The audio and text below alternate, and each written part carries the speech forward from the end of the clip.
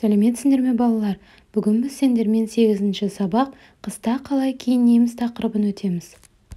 Здравствуйте, ребята! Сегодня мы с вами пройдем 8-й урок «Как одеваемся зимой». Бұл тақырыпта жаңа сөздер жоқ. На этом уроке нет новых слов, но мы должны правильно произносить слова «бас киім», «күртеше». Бас киім – это головной убор, шапка, күртеше – это куртка. Тыңда, қайтала оқы. Послушай, прочитай с переводом. Қыста Анель мен Анна далада ойнайды. Зимой Анель и Анна играют на улице.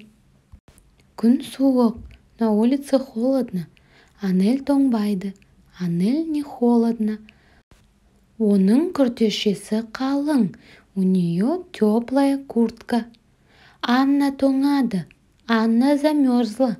Оның күртешесі жұқа. У нее тонкая куртка. Бас киімі жоқ. Нет шапки. Анна, қалың күртеше ки. Бас киім ки. Анна, надень теплую куртку. Надень шапку.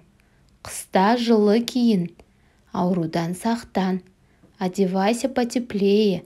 Остерегайся болезни. Бірінші тапсырма. Суреттерге қарап, сөйлемдерді толықтырып оқы. Прочитай, вставив вместо картинок слова.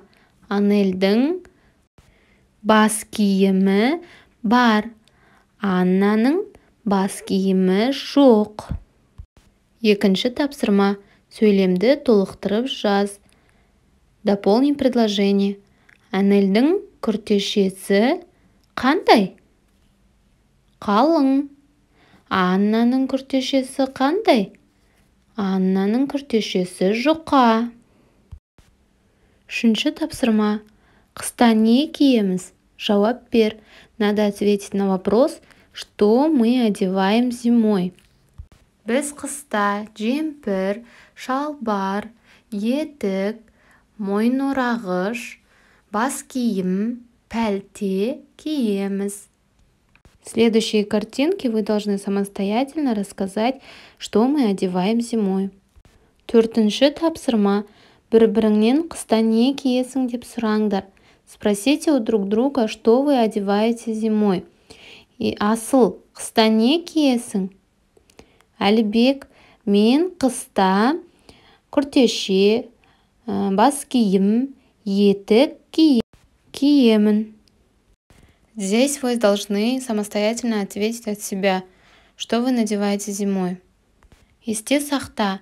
Прочитай есте сақта. Қыста жылы киін, аурудан сақтан. Бас киім ки. Осымен біздің сабағымыз аяқталды. Келесі сабақта кездескенше сау бол.